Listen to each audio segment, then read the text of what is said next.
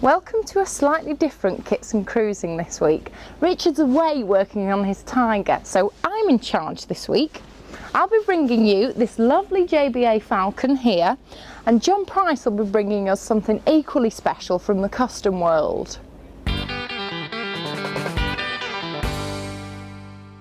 Any manufacturer that's survived for more than 4 years in the kit car industry can be considered a veteran. It also goes to show that the car has something to say for itself. Now, JBA have been around since 1982, gradually evolving their Falcon to keep pace with the ever-changing marketplace. And it's fair to say that the Falcon is one of a select few kits of that time that marks a change toward the modern era of quality. Underneath the traditional shape lies JBA's own chassis and Ford running gear. Now, originally it would have been a Cortina that donated its oily bits. Nowadays it's more likely to be a Sierra. This one's got a 2-litre twin-cam engine mated to a 5-speed gearbox.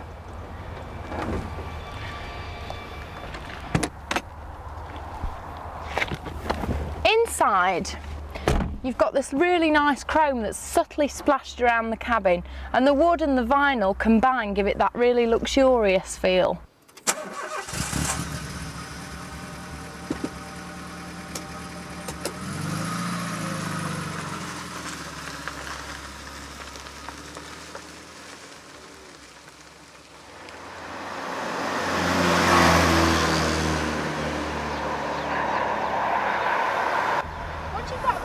On board. It is quite cosy inside the Falcon, but perhaps if it was Neil Sedaka instead of Neil, our producer, I wouldn't mind so much.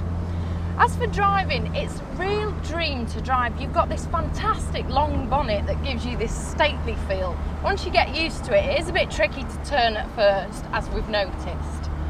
Also, my niggle with this is probably where the speedo is. It's right behind the steering wheel and you can't really see it very easily. Apart from that, it's a very light drive, it drives beautifully. So Bernard, can you tell us how long you've had the car? November 96, I think it was. Well, first of all, I like the style of it, and with it being local, I thought that was handy, you know. But the main thing was that the style of the car.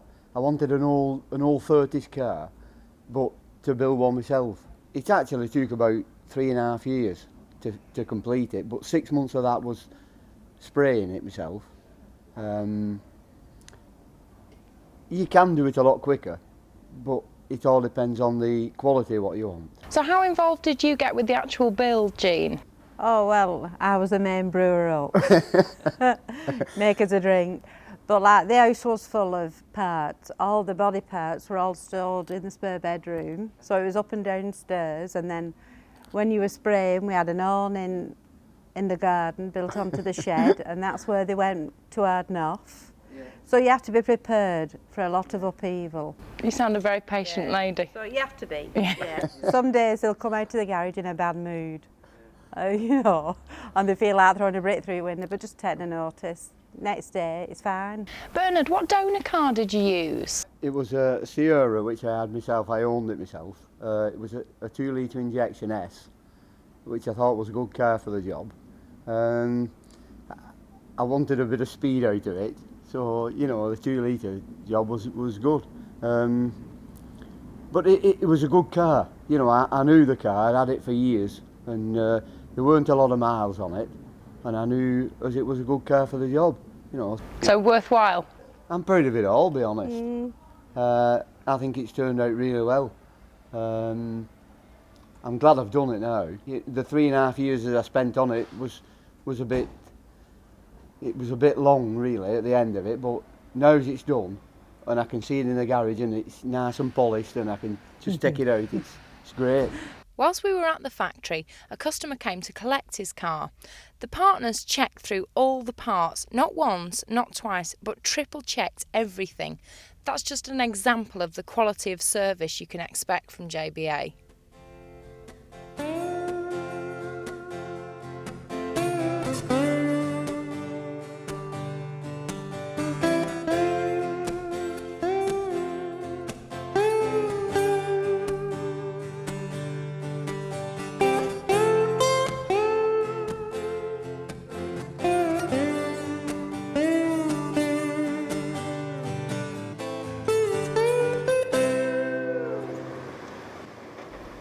Kit prices start at around £1,500 for the basic chassis body kit.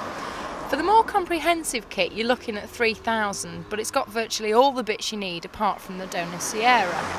To build the car yourself and get it on the road will cost somewhere between £6,500 and £8,000. And the advent of SVA means that there are no shortage of build specialists who can help you get yours rolling. The company can also sell you a fully built car starting at around £16,000. Although the Falcon looks like a refugee from another era, you won't find an ash frame or alley bodywork here. The bonnet's aluminium, but the main tub and wings are made from modern GRP. Now, JBA have stayed right up there with the best mid-price cars in the kit market. They've got a thriving owners club and a wealth of experience to help you with your build. So what are you waiting for? Go get one, they're great.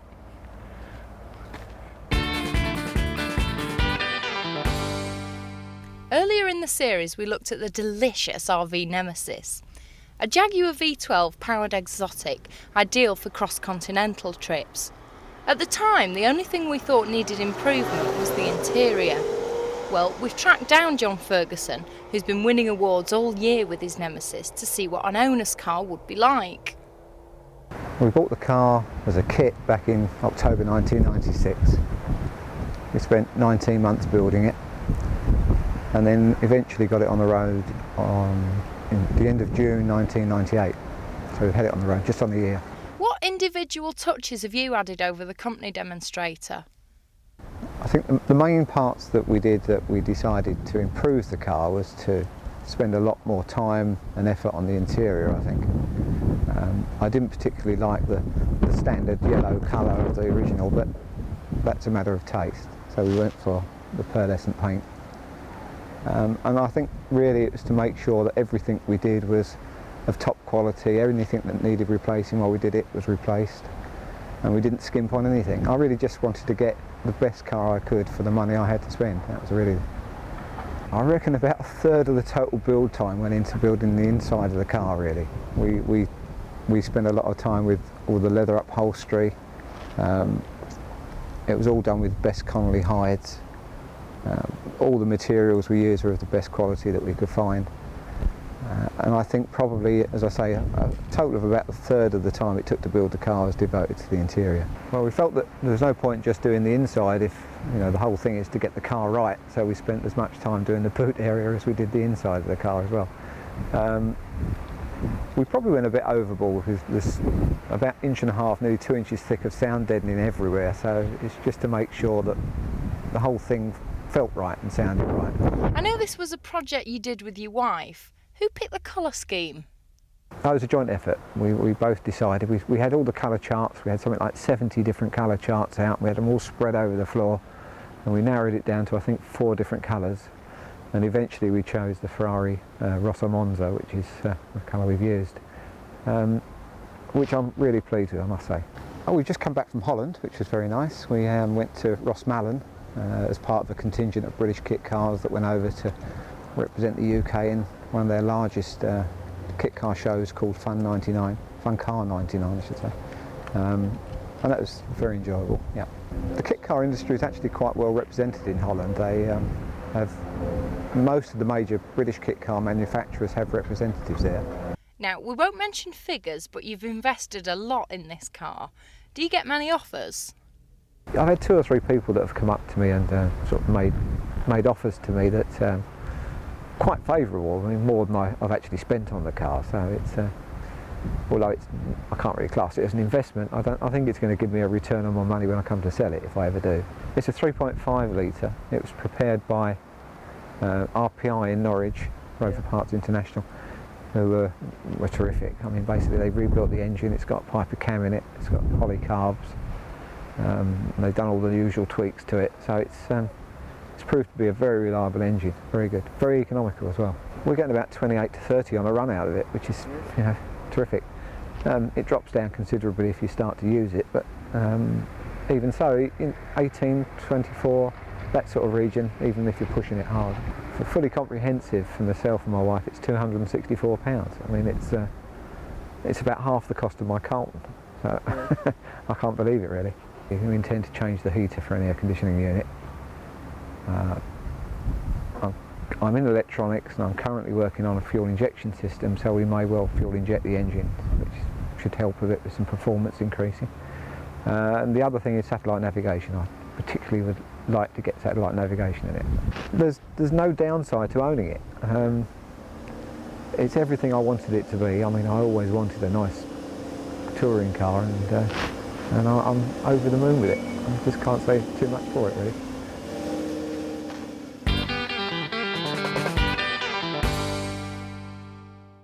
Back now to our Tiger build, and it's time to catch up. Steve has been beavering away in our absence, and we now have something which looks dangerously close to a finished car. He waged war with the fiddly fuel tank and the wiring to get the dash blank ready for an aluminium fascia.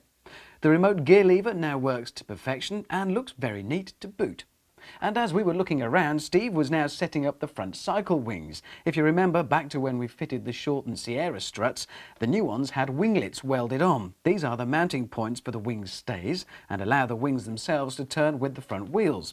With the brackets clamped in place, a pilot hole is drilled on each bracket before being opened out. We opted then for a dome-headed screw to hold it all together, which looks pretty neat. Then the brackets themselves are drilled and we're there.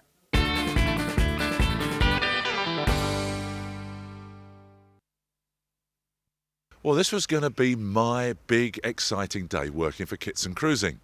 Somebody had mentioned to me pilot, and I was imagining all manner of things, private flying lessons, going up in some old aeroplane, but it wasn't that at all.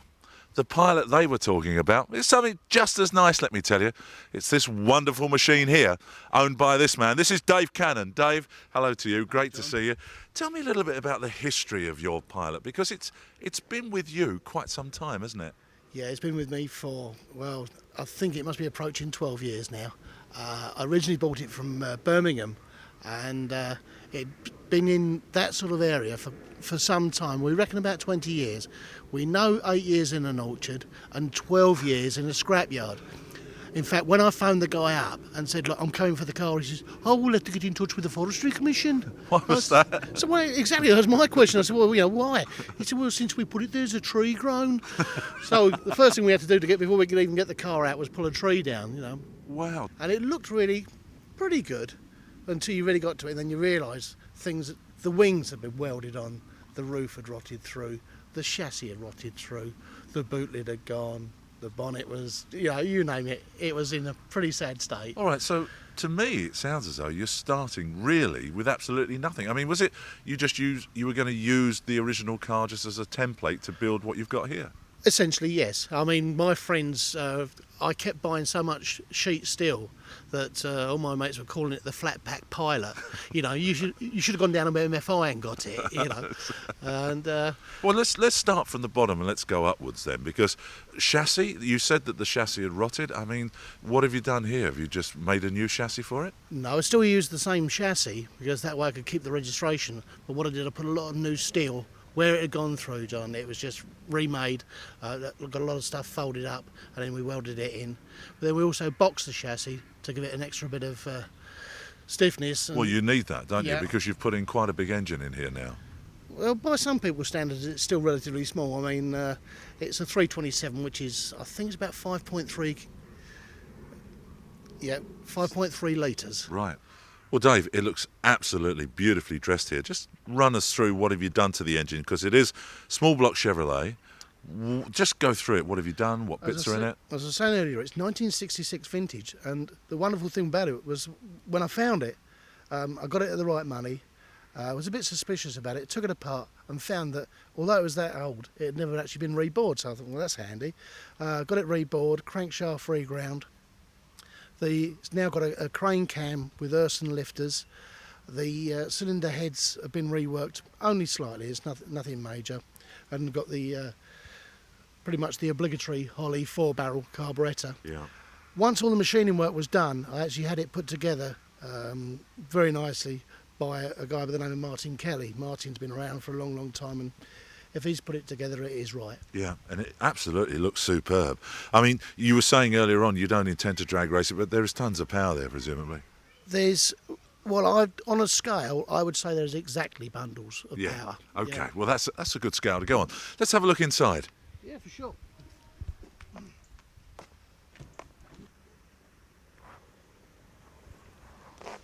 Well, inside looks absolutely beautiful, Dave. Is there much remains of the original Pilot in here? No.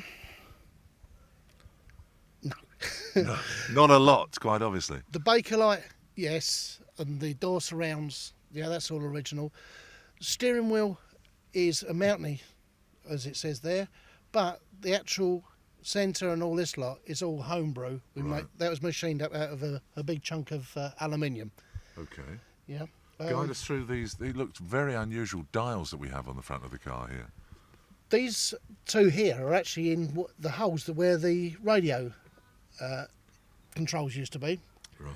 This used to be a grill. We just machined that out, put some alley in there. This used to be the speedo and all that. We've tried to match that up with the grooves that were actually in the Bakelite. And who's done all the work on the billet for you? Is it you or somebody else? Well, a lot of it's cut out with a jigsaw. It looks like billet, but it's actually cut out with a jigsaw. And then this was cut by an old guy by the name of George with a milling machine. This bit was a bit of fun. The climate control. That was actually cut out with a jigsaw and a drill and a few other bits and pieces. And a guy by the name of Neil Melliard tried his hand at acid etching. Really? And he's done that. All this is just MDF, stuff like that. Well, the rest of inside here looks absolutely brilliant. I mean, it's just guide me through all the other bits and pieces in here. That's obviously Capri. These little 100-watt tweeters, speakers underneath the dashboard, speakers underneath the seat. You can't actually see the stereo. The stereo's underneath here, and that little gizmo there is the pickup for the remote control. Oh, right. Because didn't want to put didn't want to sort of mess the dash up by actually putting the radio in there. So that's all remote control. Electric windows, only in the front, but they are picking up from Vauxhall tailgate buttons. So when the door closes, it actually transmits the power through into the door. The doors are a bit of a mishmash, because whilst on the outside they are V8 Pilot, on the inside they are Ford Escort. Right. That means that I can have a relatively old car, but with nice modern locks, anti-burst locks. So there's none of this, if you go into a roundabout, as you throw a right, your mate chucks a left and he's out the other door. Right. So it's nice and secure. Have you got power steering on here, Dave? Absolutely. You'd need it, wouldn't you, with Well, all you the do. weight at the front? Yeah. That's right, yeah. Yeah. And it's just a joy to drive. I've been to Germany in it. That was a nice little trot out. I've also been to Sweden, and it just drives. What sort of mileage to the gallon do you get out of this? It's quite surprising. You can get something like about between 20 and 25. It just depends on how you're driving it, but it turns in good gas. The other thing I'm just noticing as I'm sitting talking to you from this lowly elevation is that you've got a sunshine roof in the car. Now, my memory of these was that they used to come with a sort of a fabric insert in the roof. That's right, it was a fabric insert. The fabric insert was quite interesting. I actually took it out of here and I was somewhat confused as I was taking it out because I kept finding chicken wire and it was supported on chicken wire. I then found out that there was a coax cable coming up the window post there.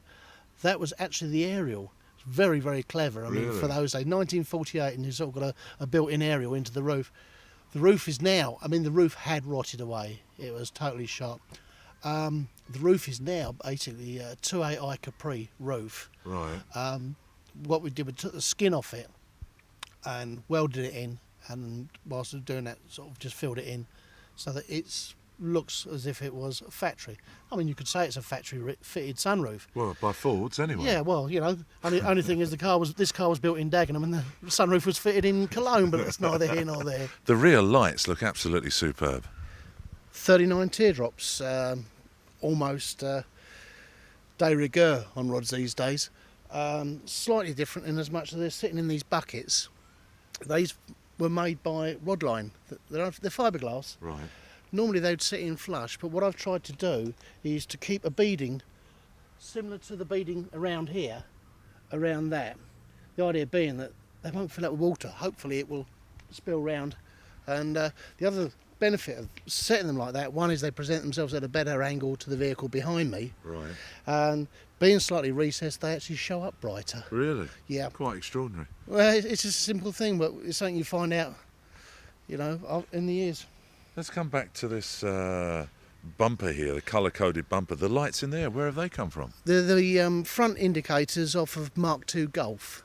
And I also found out that you can now get these clear lenses.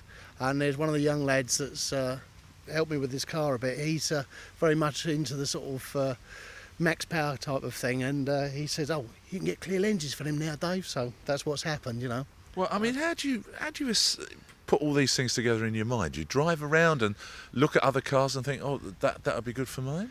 Well, that's it. I mean, I've got too old to look at women, so I'm starting to look at cars, John. Well, I can understand that. Yeah. So, oh dear. The graphics, etc., on the back are absolutely wonderful. I mean, the machine is called Porky Pilot. I mean, where did you get this wonderful feel for this little character on here? The little character is actually done by Mandy. She's the wife of Neil Melliard. Neil is probably one of the top graphics guys in the country. He does a lot of the cars that you'll see out on the strip at Santa Pod. He does all the fancy artwork on that, and he's responsible for this lot. You know, I say to him, you know, I'll pull his leg and say, you stop your kids crying on the back of my car, but I'm really pleased with it. Absolutely super. It really does finish it off, doesn't it? Why Porky Pilot, Dave? Why? Because it's fat. It's a fat car. There was a movement a few years ago, it was called the Fat Attack. A lot of the street rods were basically, they were box kind of cars. They were the Model A's, Model B's, stuff like that. In America, there was a move towards the 1936 cars, which they would describe as fat. Because if you look at that, that is fat. I mean, this line here, coming round, it's layers, it's rolls of fat. And that's why they were calling them fat cars. It was the Fat Attack. Yeah? Fat. There was a T-shirt which had a pig running away, and there was a guy trying to put a V8 on its back, and it was called Putting the Squawk in the Pork. And I just loved it. And yeah, it's a fat car. Well, look, what other ideas have you got for this machine? Because, I mean, it's been, what, 12 years in the making? Yeah. Got any other plans for Dave Cannon to do work to this machine? Not really. I think this one is pretty much my swan song, if you like. I will be involved with other projects, but there's just so much gone into it, John. I think the wife might have something to say about it. I've only got room for one car. This is the one.